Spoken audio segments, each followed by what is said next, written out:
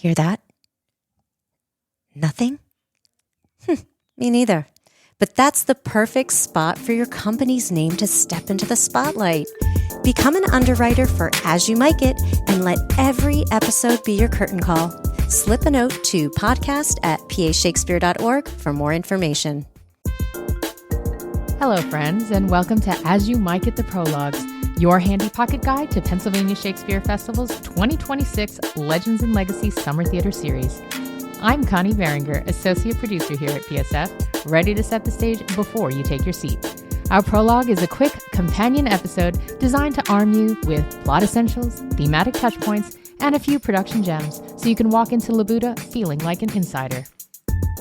And now, let's step into the world of Ken Ludwig's Moriarty, a new Sherlock Holmes Adventure. It's a witty, self-aware reinvention that asks whether the labels we inherit are earned, imposed, or just strategically claimed. Guiding us through this twist-filled game of intellect and intrigue is our Director of Education and Community Engagement, Kim Carson. Thanks, Connie.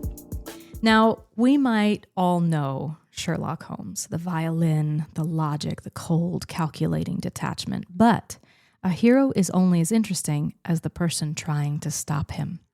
In physics, every action has an equal and opposite reaction, and in literature, Sherlock Holmes has Professor James Moriarty. Holmes is the god of order, and Moriarty is the Napoleon of crime. In this prologue, we are talking about Ken Ludwig's Moriarty. It's a play that takes the gritty world of Sir Arthur Conan Doyle and injects it with the adrenaline of a modern thriller and the wit of a classic comedy. This play isn't a slow burn mystery. It is a high-speed chase. Now, the story begins with a desperate plea from a Bohemian king and a mysterious disappearance involving the daughter of a high-ranking official. But what starts as a missing persons case quickly spirals into a continental conspiracy. Holmes and Watson find themselves traveling from the fog-drenched streets of London to the grandeur of Switzerland. But they aren't just following clues. They're being lured. Moriarty has constructed a web, a series of traps designed to test not just Holmes's intellect, but his friendship with Dr. Watson also. And it all leads to a final, breathtaking confrontation where the game is no longer a game, but a fight for survival.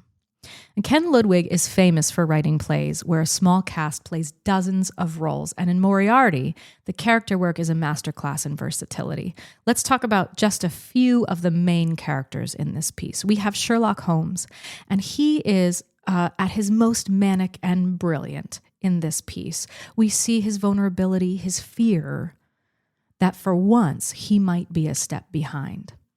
We've got Dr. John Watson. In Ludwig's version, Watson isn't just a sidekick. He is the moral anchor. He provides the heart that Holmes sometimes lacks.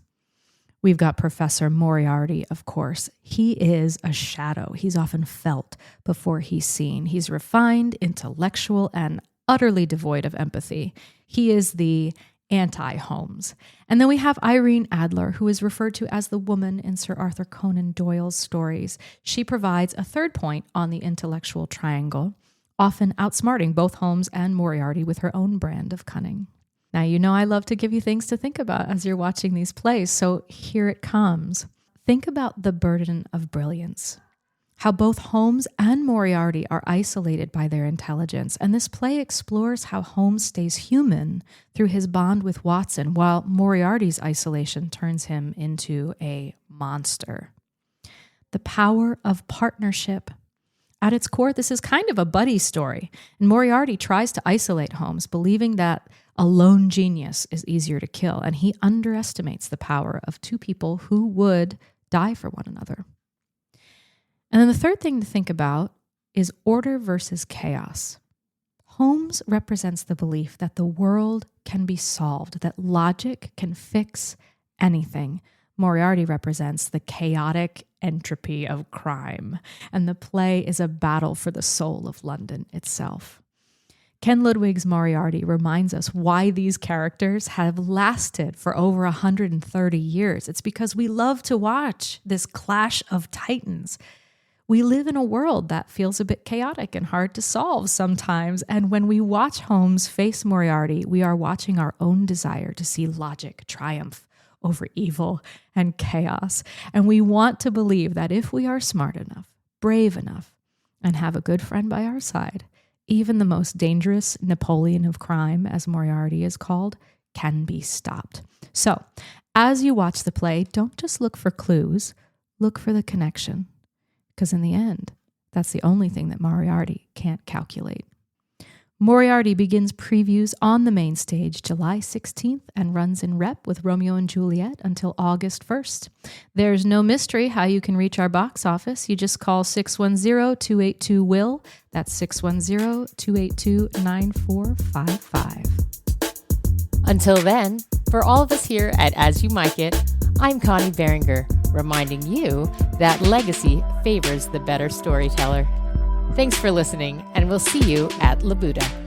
Thank you for listening to As You Mic It, a Pennsylvania Shakespeare Festival presentation recorded on the beautiful campus of DeSales University. Our music is by Cedric Lamar, with hosts Jason King-Jones, Kim Carson, and Connie Berenger.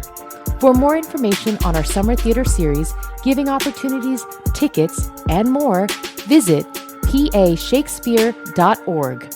Be sure to like, subscribe, and we'll see you at La Buddha. Legends, lovers, and timeless drama. It's all happening at PA Shakespeare Festival this summer. Join us for the Legends and Legacy season, celebrating our 35th anniversary. Subscriptions to the 2026 Summer Theater Series are on sale now. Get yours at pashakespeare.org.